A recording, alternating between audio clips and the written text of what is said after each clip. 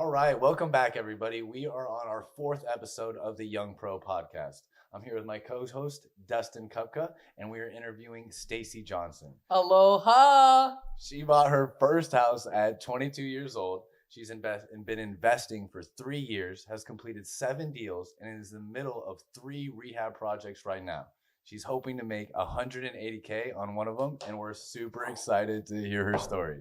So, how you doing? How was the flight from Ohio, right? Yeah, I came from Ohio, went down to Charlotte, and then came back up here. And why were you in Ohio from Hawaii? That's quite a trip. Yeah, so I went to Ohio to visit these people, Tiffany and Josh High. They do a 2-day workshop on how to build a sales team and really start to run a business instead of, how flipping is just an active job. Mm-hmm. So I want to be able to separate myself from that. And that workshop, game changer, is going to put me in a new spot. And how did you meet them or come about all that?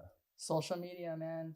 I'm currently in Future Flipper, and Ryan brought on these two, and that's how I met them. Well, let's start with firing some shots. Dustin doesn't post enough social media. What advice would you have for someone who's in it or not in it? What success have you had from posting? Hey, I post some videos. A little bit. Man. He's exaggerating.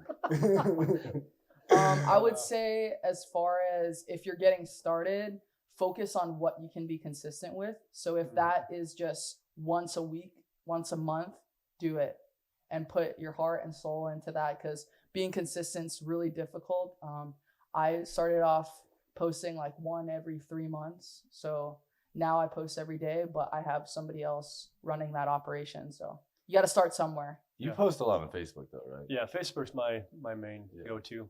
Yeah. And that's really with my, I guess, age. Yeah. I'm kind of the older guy, but demographics. I mean, I'm a real estate agent, so a lot of my business comes from there as well. Makes sense. So more localized, whereas what you guys are doing is phenomenal. But you get good engagement from Facebook. Huge. Yeah, I'm sure. Your posts always have over 100 likes. Yeah. Yeah, no, that's awesome. We try to do a good job and just keep it light. Talking a lot about real estate, but also let them know that we're real people. Yeah. And so sharing some of that, personal stuff on there as well. But yeah, it's a great resource. Lead generation source, right? Does Allison handle most of the posting, or do you do quite a bit of it Yeah, yourself? I mean, I think, it seems like she has a better knack for it. But, okay.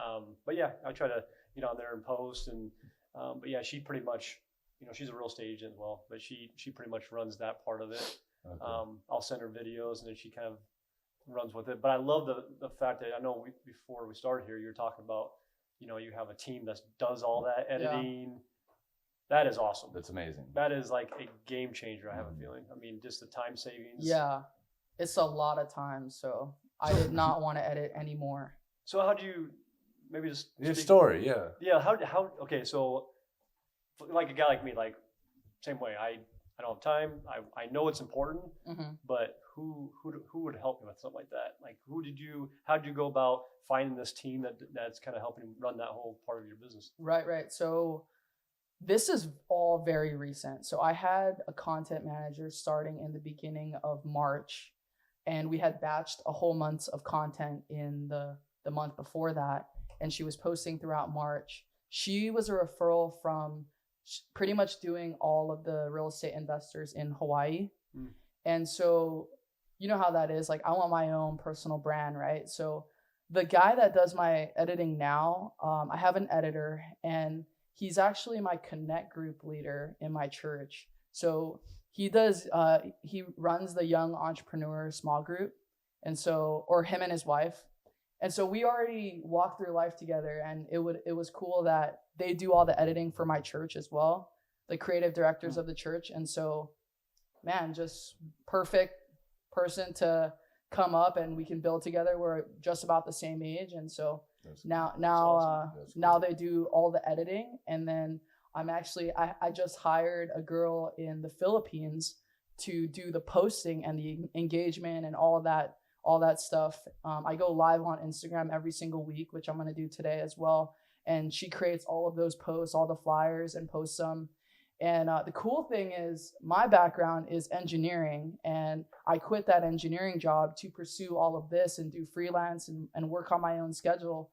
And so this girl that does the posting for me, she's an engineer in the Philippines, And she was like, you know, when in our interview, she obviously wasn't the most qualified, but what I liked about her was she's like, you know, I kind of stalked you a little bit, and I'm super inspired because if I could just get somebody to replace this income, I will quit tomorrow. She was hungry. Yeah, she was ready. She's like, I will work after work at night and then on the weekends, but like I want to transition full time. And so for me, I'm always thinking about how to optimize systems and processes. And so I asked her, I said, hey, tell me about a time that you've automated or streamlined something.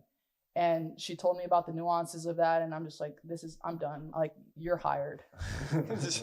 One question and you're hired. Yeah, you're hired. I mean, I didn't tell her then and there, but in my head, I'm just like, yeah, this is the girl I want. So that I could just blabber a bunch of things that I'm trying to do and she can go figure it out. That's awesome. Okay, so and maybe we can talk, you know, maybe your background, right? So, you know, kind of maybe your story, brief background. Brief background, maybe your age, when you got started, and maybe where you're at now, and so we could kind of like just know that part. Walk through that. Okay, so let's talk about the first time I started learning about real estate investing was after I did my first rental arbitrage / house hack. So sophomore year of college, I think that's 20 years old, somewhere around there. I was like, man, I'm not trying to pay this rent. This is ridiculously expensive. I was in Southern California, Irvine, Orange County to be specific. So it was really expensive, and I had to figure out how I was gonna not pay for rent. And so I ended up my junior year, I think I'm about 20 years old now, and I rent this house next to the university, and I'm renting these out. At first I was renting them out to where I was working maybe $400 a month, but eventually once 2 years in, I kept raising the rents to where I could just live completely for free. So you rented, what do you mean you rented a house and then raised the rents for? So every year new people come in, right? Yeah. They're living with me, so I'm really careful about like what kind of questions I'm asking them for them to live with me.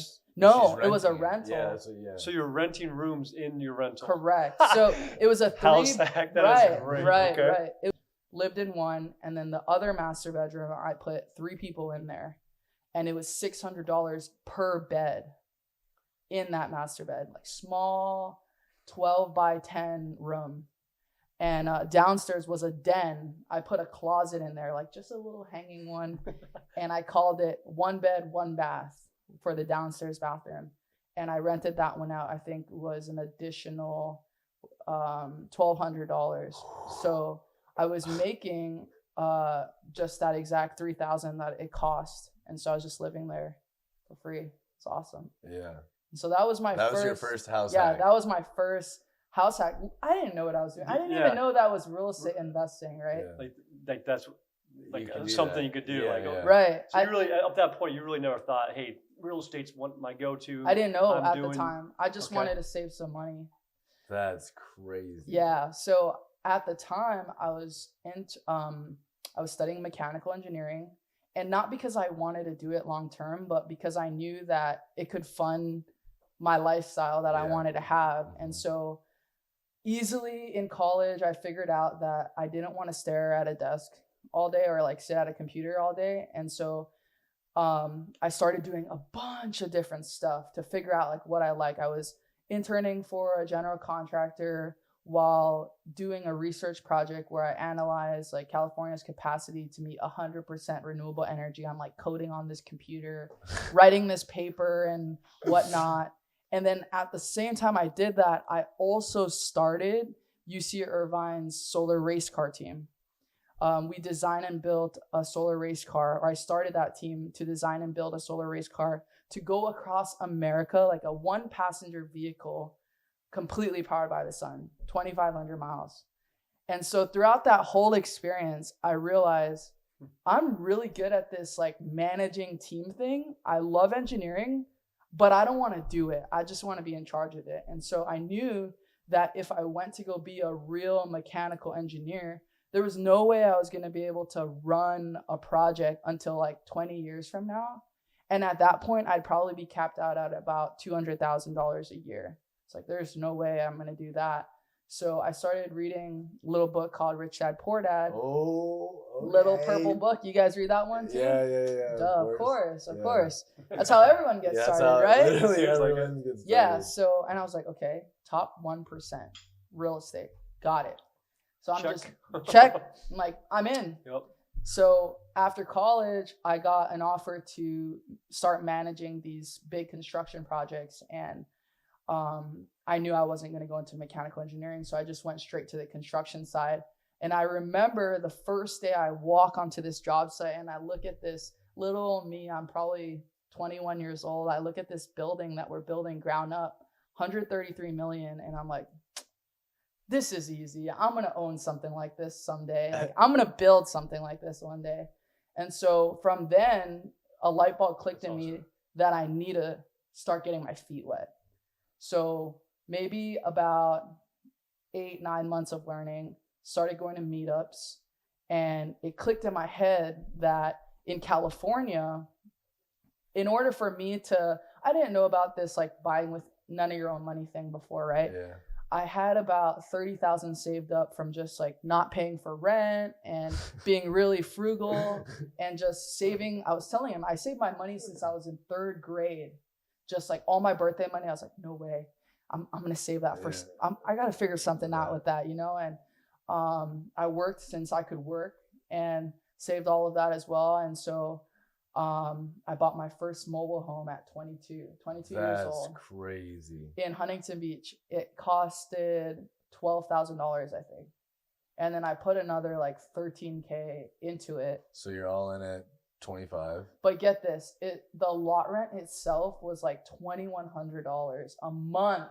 Oh, wow. Yeah. So little old me, I didn't know what the heck I was doing. I didn't know how to run numbers or anything. And get this, the only numbers I ran, like no ARV, no nothing. What I ran was like, okay, here's how much I get paid for my job. Here's how much I have to pay to hold this property. Will I make it if I do I have any leftovers? Let's do it. Will I be okay if I have to hold this property? And I was like, you know what? If I lose all this money, I'll be sad, but I'm gonna try it, because like my parents spent like $250,000 for this education that like, yes, I'm using, but at the same time, like I want to escape this lifestyle. Yeah. And if they could do that and I stand on that platform, I could definitely spend $30K and lose that. So I was only 21 too, so it's like, or 22. So if I lose all of that, like that's nothing in hindsight, right? Yeah. Right. Yeah. So I buy still $30K. Right. True. Yeah. So good for is. you. I mean, just it's a lot of money. I mean, even it is. People, I saved it for a long time. Some people, $500 keep them from taking. Yeah. I mean, for you to have $30K out there, and be like, you know what, all or none. All or nothing. That's awesome. Well, I was working a good job too, so worst comes to worst, I have to sell this thing and I could still live. Right? Okay, wait. So you're all in at 25. What'd you sell it for? I think I sold it for 25, but I was all in 50K after I sold it. It sat on the market for a while. Oh no. Yeah, no. So you lost money on it. I lost 30K. All of that money that I saved. Oh. Yeah, what? no. I lost all of it. That's amazing. He said that's amazing. Cheers to that. Cheers to that. All right. Losing money. Crazy. Yes.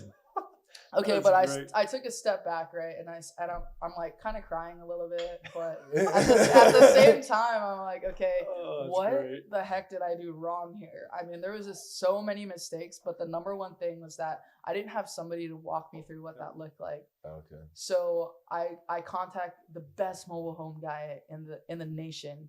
I think he's in Texas, John Fedro, and I joined his like most expensive mentorship. And even in that, you have to split profit with him on your first 2 deals. And you had to pay for his mentorship, and you then had to split profits with him? Yeah, it was really cheap buy-in. Oh, okay. So other people do it the other way around, right? Like it's just super expensive up front. Yeah. But it was a cheap buy-in. He gave you the step-by-step, and it's these modules. I literally like, okay, what's my next step? okay, I'm gonna go do it, and then I'll come back to modules and just like keep trying it, right? And we could partner together. So anytime I had a deal on the table, I would bring it to him. Here's the numbers. Here's what this looks like. What do I say next? And he literally held my hand throughout the process. That's a great part. That's amazing. Because he's not making money, really. I mean, until we close. So it's like results driven. Yeah, right? so he's going to have a vested interest in our success even more. Right. I like that. Yep, yeah. That's great. And it was a cool split because like, okay, if you don't have the money to fund it, he'll fund it for a bigger profit. Yeah. Because it's mobile homes, right? Yeah. They're not too expensive. No, yeah. So he for sure has the cash. And so I did that. Did he fund it too? No. You funded it yourself? Yeah, because again, I wasn't paying any rent, so I saved more money up. Okay. And bro, I'm like frugal as shit. Like, are we allowed to swear on this? Yeah. But, Full send. Dude, I am censored. Yeah, I am like so frugal, especially growing up Asian. Like you learn how to not spend money. And so yeah, I saved a lot of money and tried again. And this time I made money on it. And how old are you now?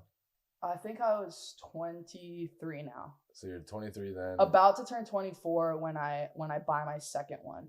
So at the same time, I'm working for this company, right? Like 80 hours a week. Yeah. And so it was like I had no excuses because I needed to find another house. So what I did was on the weekends. Okay, so you know how like in Iowa, you can drive maybe an hour, 2 hours and find all these like, Des Moines a little bit more expensive, but you can, where you guys invest, you can go an hour, 2 hours. So I was in LA at the time. I had transferred to building the Delta terminals at LAX. That one was a $1.2 billion project that we were managing. And the worst part was it was 24/7, so they could really call you whenever. But what I did was on the weekends, I would get an Airbnb only for the Saturday. So I would leave like Saturday morning at 2 o'clock in the morning, drive out there, get there right when the sun is up, maybe like 5 o'clock in all these little different neighborhoods around LA, and then drive around from sun up to sundown looking in these mobile home parks. I know like literally all the mobile home parks in Southern California. Like I literally drove all of them. So I would just like drive around, knock on doors, look for FSBOs, especially what. Yeah, I was going to ask you, what are you looking for? FSBOs. FSBOs, okay. FSBOs. I'm looking for sale by owner. Yeah, for sale by owners, okay.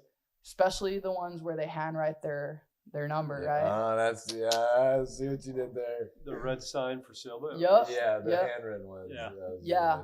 And so I would just. So let's say you're rolling up and all you see, there's a red for sale by owner. Right. So what I do. So then what's your next step? Next step is either write it down if they're home, or no, if they're not home. But if they're home, like I'm going to the door. Like I didn't drive out here for nothing. Yeah. So that second one, they were home and they showed me around, and I wasn't gonna make an offer then and there because I had to go talk to my partner, right?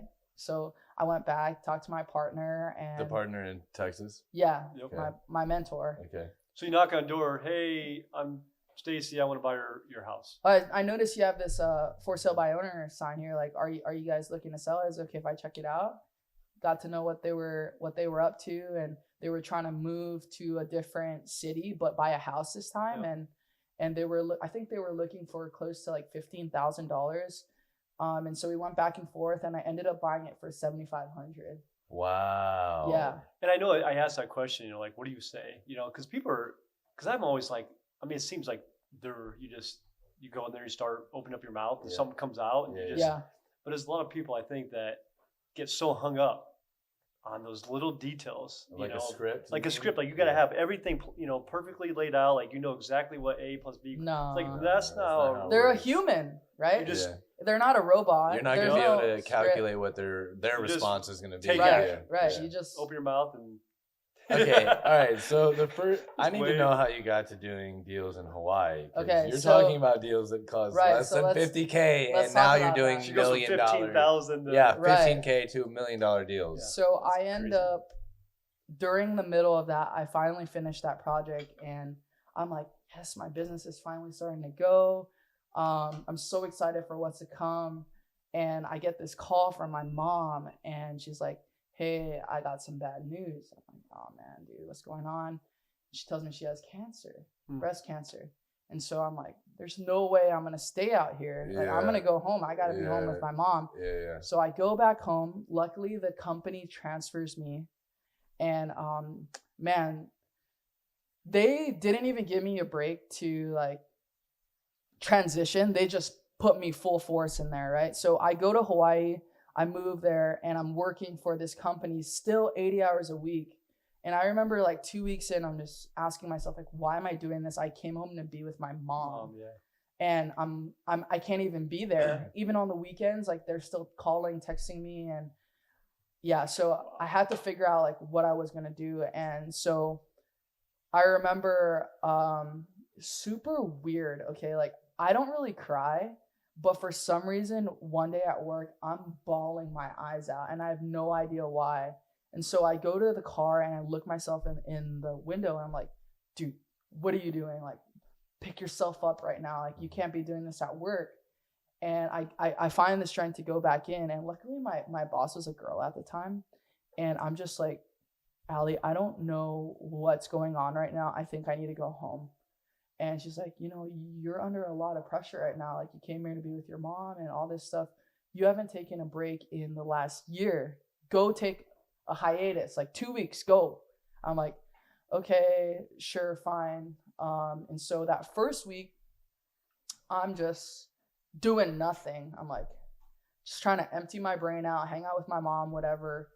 And the second week, I'm like, okay, now I need to figure out, like, is this something that I'm trying to do, or am I trying to go back to this job?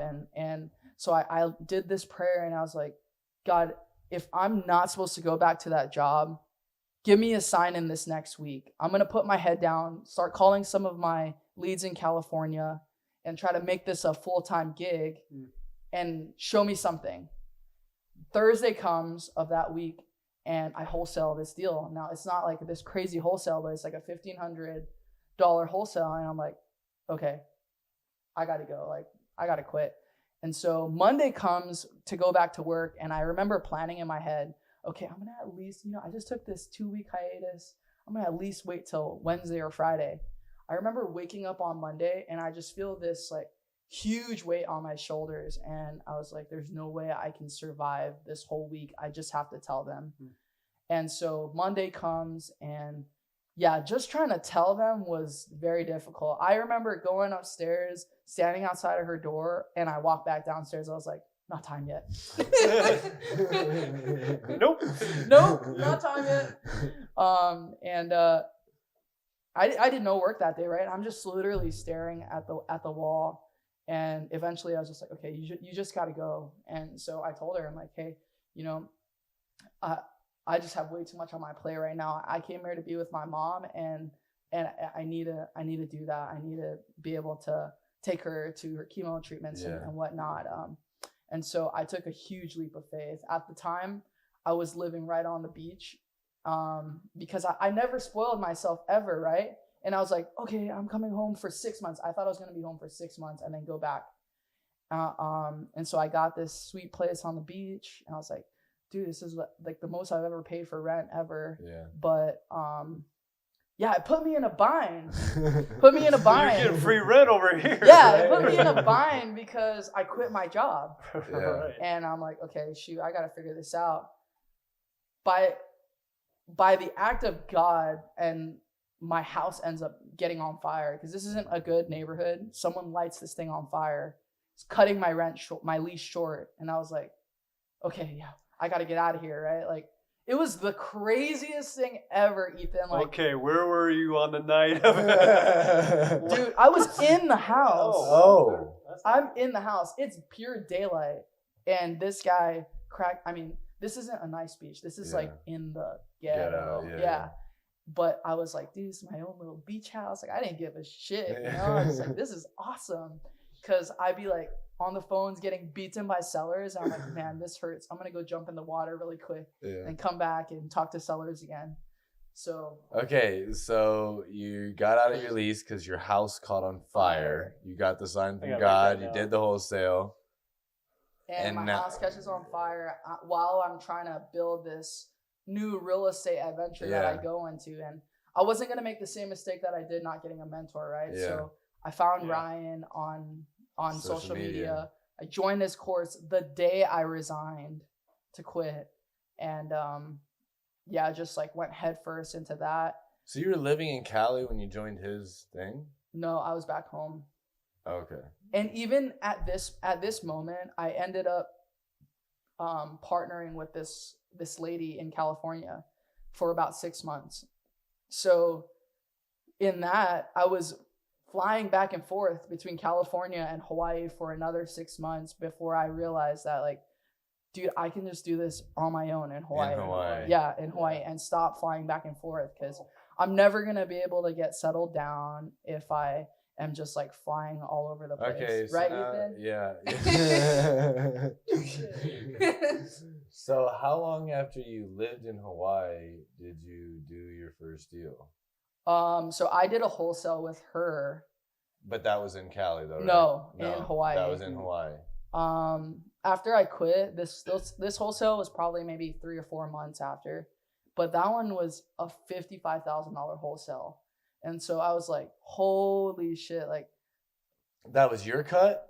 Or you no, split this was our net. Okay. I pretty much got nothing. Like, I did a lot of the work, and didn't really get to get a lot of the profit, but at the same time, The education. yeah, it's the sweat huge. equity, right? Like, Yeah. I was willing to do that because although I lived on my own for the last 7 years, I moved back in with my parents so that all this savings is going straight to Do my something, education and marketing, whatever. And Cool. so That's awesome. I was okay with just like making pennies on the dollar and helping her build this thing. What was the wholesale? What was the cost of the property that you bought that you wholesaled? I think we got it under contract for $710 and sold it for $765. So, all right. So then how do you go from the mindset of flipping mobile home or wholesaling or whatever it That was? internship, right? Was It really was in California and Hawaii, so these are similar prices. And I had raised money for her. I had talked to sellers and whatnot, Jeez. and so from there I was like, okay, Have you I know done a deal how with to that do large of a this. purchase price? 710? Mm-mm. Yeah, Nope. it's like this is just standard, right? Standard, yeah. Right. Just. Yeah. Not yeah, apparently it's a little understandard. Under now, standard, yeah. There's no way Less you can than buy average, a yeah. house in a nice area for that much. So So now this is, you're 23, 24 at the time when you moved back to Hawaii, yep. correct? Yep. How old are you now? You don't mind that. I'm gonna turn 26 in July. So 20, so this has been only a couple of years ago. I started full time in Hawaii by myself exactly a year ago. A year ago. Exactly a year ago. That's pretty impressive. And I remember moving back into my childhood room. Literally looks like a child's room. I set up this like free desk that I got off Facebook Marketplace in the corner, and I'm just like getting pounded by sellers all day on the phone. And that's where you're making your calls. And Where I'm doing everything, are you making my still- are you still content. there? No, no, she No. she has her own. Yeah, so that was Man, I would stay there, no. Mom So and Part of Dad. the story. No. Shout out to Thatch, right? dude, shout out I to didn't- my mom and dad. Free food, free housing, no electricity. In Hawaii, dude, electricity is so expensive. So it was good being able to save all Mom that and Dad money. be like, hey, yeah, they're give me like, some cut here. dude, every day, Dad comes home. Hey, when are you gonna get a real job? Every day, dude. I'm like, Dad, just wait on it. Just wait on Yeah. it. Just wait on it. Every day. And That's- so I mean, So I every think, time you get a big old check, you'd be like, dude, my job, Dad. yeah, here's Check my this out. job, Dad. So only a year later, now they're starting to see, holy, this is This real, is real, right? yeah. And it's all thanks to them letting me move in and hang out there. And so That's cool. it took me about 6 months to find that first condo I was just talking about. Yep. And so I bought that one at 6 months. I think I got into escrow on about 3 houses before I landed this and actually closed it. I had to fall out a bunch of times for locking it up too high or whatnot. And so maybe the third time I lock it up, this is September of last year. I buy this condo for $179 from a tired landlord. Property's been vacant for the last 2 years. Oh. And he said he was gonna fix it. He buys all these brand new tools, brings it up to the apartment, and they're still there. He's done nothing. Oh, wow. Right? So I go on this appointment and he's telling me about his tools. And I'm just like, okay, yeah, there's no way you're gonna even fix this, right? Like, why wouldn't you just sell it to me? And so and I'll take the tools. no, he took his tools. Oh. But I ended up putting 15,000 into that, I think. Into your condo? Yeah, into the condo. And that's the one you live in now? No. Okay. I sold it for $265. Oh wow. And so I made $40K on that one. Shout out to my mom again for being my private money lender on that. Ooh. So We've got another mom private money lender in the house. Go moms. Go mom. Cheers to moms. So that was that one. And then I ended up buying another one 2 months later. I bought that one it was listed for $990. I bought it for $875.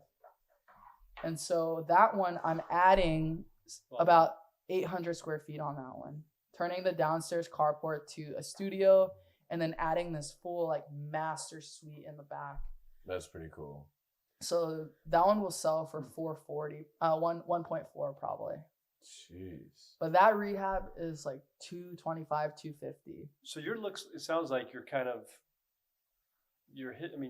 house hacking, right? That's how you kind of got started, moving more into this wholesaling kind of idea, right? Now you're kind of wholesaling to flipping. Yep. Well, all of the above. I'll do wholesale still. Wholesales, and now you're wholesaling and flipping. Yep. What's the next? What's next is next why chapter? I'm here, obviously. Like, I've never been to the Midwest before. And so I know that as far as depreciation goes and being able to write off a good amount of money, I could take $1 million in Hawaii and I buy this $800,000 piece of land plus a $200,000 house. Versus in Iowa, it's flipped, right? I take $1 million and the land is maybe 200,000 and the building is 800,000. So it makes sense for me to buy here so that I can depreciate more of the income that I'm going to get from flipping. Because I literally talked to my CPA the day before I called this guy, and she's like, if you don't want to pay no taxes, you better start buying a building, girl. I was like, okay, got it. Call Ethan. I'm like, hey, Ethan. We need to spend some money. Yeah, I don't know anything, but all I know is I want to buy a building. And he's like, what do you want? Cash on cash. I'm like, I don't know anything. Like, can I just come through? Yeah. And so that's what brought me That's here. what you got. Wild, man. And you guys met at a Vegas at a conference. that I got to go to for free because of TikTok. Yeah. And you were just there. What conference was it? It's the Future Flipper and Mastermind. Yeah, Okay. Mastermind. Obviously recommended. Yeah. It's actually one. Yeah. If I didn't join that when I quit my job, there's no way I'd be able to be doing this kind of capacity. Yeah. Not because I couldn't do it per se, but just I knew I needed to be around other people that were doing that kind of thing. That's what's awesome about Ryan has like this. I don't know much about his education because I didn't pay for it. I got to go for free, but I got to do the event. But the people there, like, they're insane. So hungry. Inspiring. Yeah, it's insane. Like, and I've been to a ton of conferences. It wasn't like that one. He does a really good job. It's awesome. He like mixes the party scene into it a little bit, so it's just friendly, and during the day it's just straight business. At night everyone lets loose, and it's great. It's awesome. Yeah. And so those have honestly been my community of people, my friends, my family, really, and we go see them every quarter in Vegas. Yep. So I've seen her twice now in Vegas. Okay. Yeah. So yeah, I mean that's been it so far. Bought that second house, and since, let's say, like year to date, I've done 2 wholesales this year, one for 10,000 and one for 17,000, and then I sold the flip, which was 40K. So quarter 1 was about 67,000 for net. Quarter 2 though is when I'm gonna like, let's say I do absolutely nothing besides sell the 2 that I have right now. I'll net about 240, 250. And in the second half? In quarter 2 only. Yeah, in quarter 2. Yeah, quarter 2 only. If I do nothing more. That's wild. So 5-year plan. Where do you see yourself? You're 31-ish. For sure need to like fast track this to, so I'll be 26 soon, so I need to, by 30 I need to start having some kids. So yeah, so I need to make sure I have enough to fund all of that, because my parents have taken me to games. I played a lot of sports growing up and a lot of extracurriculars, and I want to be that kind of parent, right? Like, I want to be around. Sure. And so, I mean, just even me being here. So my husband's an officer in the Army right now, and I'm trying to get him out of that because he wants to help me build this flipping business. And so I want to try to buy like a complex here to retire both of us at least like $3,000 a month, right? Yeah. That way we can just build this flipping company and eventually exit from it and just have a team run it. So that's why I went to Ohio, because they teach you how to do that, how to build that team. So that's impressive. And then what do you think are like some key steps to making sure you hit these units? Is it just flipping more? Is it wholesaling more? Or how are you gonna? I need to wholesale more for sure for some more cash flow. Yeah. Because man, these properties in Hawaii can be a big cash flow problem. How are you getting your off-market deals? Cold calling and social media. Yeah. Yeah. Cold calling and social media. Is it hard being younger when you like approach somebody who has $1 million house and their family's had it for 50 or 60 years? Yeah. So like navigate us through that. So part of me wants to say it's a limiting belief, but at the same time, I see a recurring thing, right? One, I'm a girl. Two, I'm young. And I show up at these guys' houses. The last one I got under contract for 1.65 mil. And this guy straight up looks at me. He's like, "You're too young. There's no way you can afford this." I'm like, "Come on, man." I'm like, "Come on, man, dude." It's like, "Hey, man, well, I actually have investors like lined up out the door because, how much are you getting in the stock market?" He's like, "I don't invest in the stock market." I'm like, "Damn, okay, well, usually that's like 6 to 7%. Have you ever heard of someone getting more than double that?" And that's what I'm giving my investors. So they're ready with their checks. Like, do you want to get the phone number of one of them? You could call him. He's like, "No." But yeah, he wasn't sold. He didn't believe that I could buy it. Yeah. So I mean, that one fell out. One, because I asked for $150,000 price reduction. But why did you end up asking for that after you signed? So I ended up getting an inspection, and okay, this place was completely remodeled, but not like nice, not to where you could get top dollar, because this is in a nicer neighborhood, so you had to have put really high-end finishes. Yeah. And although he completely remodeled it, I probably would have had to put in another $100,000 worth of work into it. Oh, wow. And I noticed when I was walking around, it looks nice, right? But if you actually get an inspection, totally changes. Yeah, the guy that did a lot of the work, we met him, and he obviously has been working for this guy for a long time and just like doing handyman work. But the one thing that really stuck out to me was that the toilets, okay, so when you set a toilet, you got to put some caulking, right? Yeah. And set it in place. Like, you see the gaps. See, there's no caulking, nothing whatsoever on all the toilets. So that goes to show what quality of work was done on the rest of the house. And so it really brought my number down. And in Hawaii, like, you're telling me you're spending $13,000 for sheetrock, like that's a basic cost for one project. Yeah. A lot of these are gut jobs, honestly, because the house. You said you're doing flooring at $10 a square foot?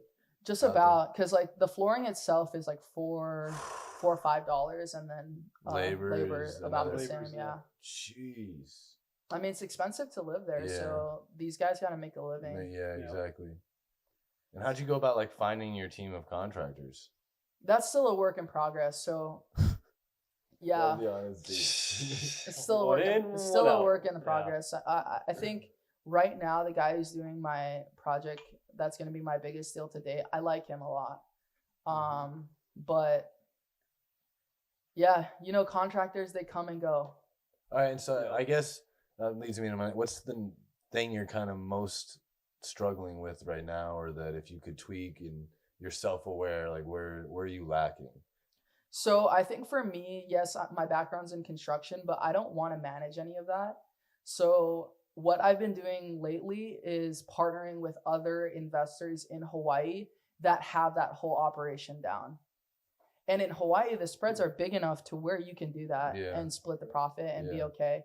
So what I've been doing lately is on these deals that are maybe 1.5 mil purchase and up, or ARV and up, where I'm not necessarily as comfortable, I'll bring in another investor and they raise the money and they do the construction and then we split it. So right now, I love hunting. I love just deal finding. Yeah, Right? I'm a deal junkie. Like I will go to these sellers' houses and just smooze them up. Who have you worked? Have you worked with Endar? Or is she not on the same? No, I don't. He's a stud. Yeah. You know, you think about like, I think we all had that moment, you know, where we want to get in real estate, or you see something on a commercial or some marketing like flip houses or HGTV. You know, you sit there and go, "Ooh, this would be fun." Yeah. And then you kind of realize, like, you know, to be really successful at this, I mean, there's so many things you have to be good at. Yeah. Or you have to have a team that's good at it. That's good at it Right, for you. right. You know, and if you don't, I mean, I think everybody has had this, you know, done it a lot, that there's somewhere in that gap, there's, you know, if they failed an opportunity, it's because one of those lanes just wasn't working right. You know, and so you have to have all, you know, and I always kind of say you have to stay in your lane. Like you're, you know, it doesn't make sense for you to be over here trying to, you know, put some sheetrock up or whatever, right? Mm-hmm. Contractor or whatever. Yeah. Your lane's here, but go find these guys. Yeah. And I think we all, and I think at the beginning, you have to do it all. You do. Yeah. Because 100%. You're just trying to figure out, like, okay, you gotta have to kind of understand of it all. But after a while, you know, as you kind of like you're saying, especially there's meat on the bones for everybody. Right. You know, and I think Ethan's probably one of the best examples of this I've ever seen when it comes to learning how to utilize the team and delegating the skill set within his team. And then he's over here he's a deal finder. Yeah, I mean, or he's on social media and he's, you know, raising capital, whatever, where we're over here doing whatever, you know, for, you know, for, you know, our team. But it's interesting to think, God, I didn't think it would be this tough. Yeah. Right. It's so hard. Oh my it's so hard. Right. But yet, 40K and you know, and you're just getting started. Like, you've lost some 30K, but I mean, you're just getting ramped up, and that knowledge is never goes, like, you have it. Yeah. And then you can continue to learn more and stack it up. Right. How cool. Yeah. So how cool. I mean, it's like that idea I was telling you about with the 21, like it's a snowball. Yeah. It's a snowball. Yeah. Like, it was the first deal I ever dropped. First deal I ever lost money 5K. Lost 5K. But it set you up for... And it's so much education. That gave me the confidence that when I walked into the 57plex, I was like, there is no way I'm dropping this deal. Absolutely not. But had I probably not done that deal, I may have fumbled. Because 21 houses, we were 21. Like, and then we were like, dude, you got 21 houses. 21, yeah. Then we're like... And then that fell through. And that's when next I met thing him. you know, it's that's how... Oh, we met the one before that, right? We're doing 57. No, you show up at this mastermind with the sign, but we met before that. We met at the one. We met at the conference before that. But yeah. I showed up with that sign. Wild man. Yeah. I got 50K. I was trying to find you a vibe. Yeah, I know you did. It was a good sign. It worked. Well, I guess it didn't work well enough, but yeah. But yeah, I think you, that lane. Great. Yeah. I love that lane. I think, like I said, you talking about wearing all these hats your first couple of deals, that mobile home, I did the work. I picked this guy up off of my job site that I was managing. I was telling him about it. It was a late Friday night. We were probably there close to 12, 13 hours. I'm telling him about this and he goes, let's go check it out. So, okay, sure. Let's go check it out. We go check it out. He's like, I'll help you do this. You want to learn how to do all this stuff? Because I just know commercial, right? Yeah. And so he's like showing me how to put up sheetrock, showing me how to change a P-trap. Man, that was nasty. But that was the nastiest thing I've ever seen. Okay, let's not do that ever again. Yeah. And so I got my hands a little dirty on that first one for sure. Yeah. Yeah. I think if anything else, you really find out maybe don't want to do. Yeah. Right. Yeah. You don't really No way. know, maybe where you fall, exactly, but you find out real quick. Like, I don't ever want to do None that of those, again. none of those. Yeah, I don't want to do that though. That is great. So all right, so when all this stress, you've talked about that quite a bit when it's like picking up, like what do you do to relax or decompress so that you can be better focused on Fly to Iowa. Fly to Iowa, the visit thing. Yeah. Well, I live in Hawaii, so Oh, that's a good I don't really stress, Yeah. to be honest. Like if I'm stressed out, then I go take a walk outside and just look at the beautiful greenery and the mountains. But I live 5 minutes away from the beach, so I'll spend like every weekend there. Really? Yeah, just hanging out, swimming, whatever. That's awesome. We And- haven't had that response yet. Yeah, Like, yeah. I live in Hawaii. so- Yeah. I mean, truthfully, I like having a lot on my plate. Yeah. If I don't, I go more psycho. Okay. I gotta stay busy. Yeah. But I definitely like Sundays. I don't do anything. I usually volunteering helps a lot. Just like getting your mind off of your own business, your own stuff, and spending a couple hours like pouring into the next generation. Like that helps honestly like Yeah. tenfold. And so I do that, and then in the afternoon I'll just like go with my husband to the beach and hang out. And that's usually Sundays. It's just like no work, stress-free, hang out Stress-free hangout. at the beach. How in does Hawaii. what is your I know you mentioned that you want to bring him in on the deal, but what does he kind of think about if he's an outsider? We've talked about that with our other guests, is like when their partner is kind of involved or not involved, and like the issues that can arise with your partner doing this 24/7. doing this, yeah. So as far as what that's gonna look like, right now he does logistics for the Army, and pretty much what that looks like is planning how to move whatever missiles, vehicles, whatever that looks like. And so pretty much providing the support. So that's what he's gonna do for me, right? Is like provide support while I can just be this visionary, think of these ideas, and I'm gonna have you ever read the book Rocket Fuel? You guys got to read that. So Rocket Fuel. It talks about a visionary and an integrator. The visionary is pretty much the CEO, comes with the ideas, manages the big relationships, closes the big deals, and the COO, which is the integrator, will execute, manage the day to day. And so my background's in engineering. I love just like sitting there thinking about how this is going to play out and putting it all on paper. And I just want to hand it on a silver platter.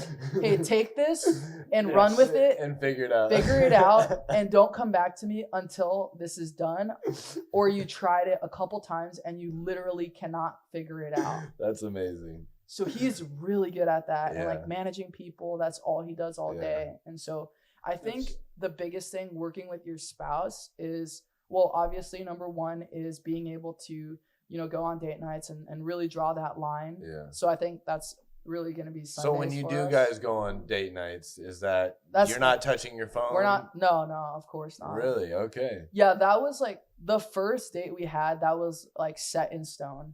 Like we are not on our phones, nothing. We're just talking, having a conversation during date nights. Yeah. So what about quality time at home? Like if you're on the couch or you guys are cuddling, does he mind if you're constantly on your phone texting since it's not a date night? Or I guess it just depends like what we're doing or whatever. Like if I'm trying to spend some quality time, then my thing is like there's no such thing as balance per se. It's being good at what you're doing in that moment. So while I'm doing this podcast with you, like I'm not over here texting and I'm in this with you guys. So if we're doing something together, like I'm gonna do that. But while I'm working, like do not bother me because I am working. And so I'm excited to bring him in because, man, I'm not good at like holding people accountable and managing the day-to-day. Like it burns me out. So, man, I cannot wait for that day. Let's just say that. That's why you can hear it in your voice. That's why your I'm eyes here. like, man. I am here in Iowa to buy a building. Like, let's go. Let's go. Money talk. No, I think that's. I think there's a lot of mean, what you're saying is truth, in terms of being, we call it, be present. Being present, Just being in the moment, being present. Right. And with stupid technology, It's and so hard. especially with being an entrepreneur. I mean, it's not a clock in, clock out. I mean, you're open 24/7, and Right. so you do have to set those boundaries. Like you said, there's not really a balance because I mean, we're just built different. I mean, I think as an entrepreneur, you just kind of we just go. Yeah, we just just go, built and different. we Yeah. are. We just. I mean, I think the mindset's different than someone that's okay with, and it's nothing wrong with. Yeah. People that we need people that want to go to a job 9 to 5 and Simple. tear those things in our world. 100%. Like we need everybody. Please, everybody go do that. Yeah, so we can go do this, Yeah, right? exactly. So everybody has their place, but I think it's just really. I mean, you have to be intentional about. All right, and I have 3 kids, and Yep. and got 11, 8, and 7-year-old, and it's just like, man, I tell you what, that's hard. It's hard. I So bet. hard to just.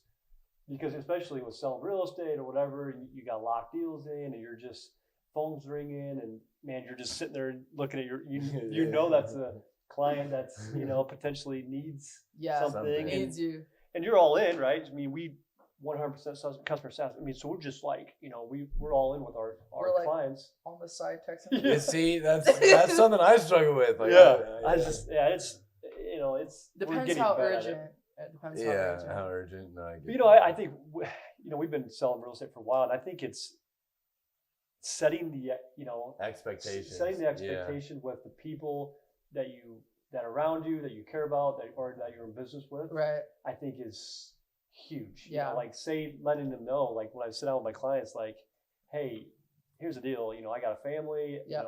And you are 100% priority.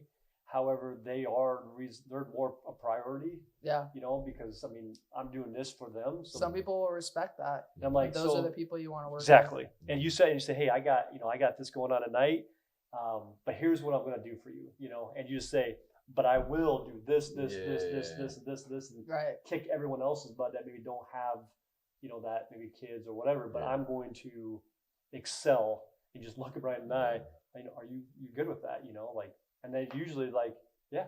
Yeah. And so typically most things can wait till, next Tomorrow. morning. The next morning. next Yeah. morning, yeah. There's not, 95% of the stuff that we go through is not emergency. Yeah. Right. It could wait, Well, but it's hard, man. The email Yeah. comes, you just want to respond to it. right away. Yeah. And that's why I think him doing it with me will be better Yeah. because then we could just You could be a power team. hang For real, out all yeah. day, but also do our own thing.